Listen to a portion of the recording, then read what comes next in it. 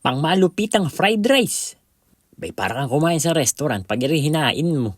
May kanin ka na may ulam ka pa. Saan ka pa? 2 pirasong pitso ng manok. Hiwain mo into bite size. Salt, black pepper, paprika, minced garlic, at may garlic powder pa. Haluin pagkatapos ipigaan ng 1 pirasong kalamansi. Lagyan mo cornstarch. Haluin mo. Pagkayari pipirito na natin yan. Alalalit baka masunugan ka pa. Chicken breast lang yan. Madaling maluto. Konting mantika, 2 itlog. Nilagyan ng konting asin. Haluin mo. Ilagay mo na ngayon sibuyas, bawang, carrots, red and green bell peppers. Yung bahaw na kanin na nasa rep. Ilagay mo na riyan. Halu-haluin mo.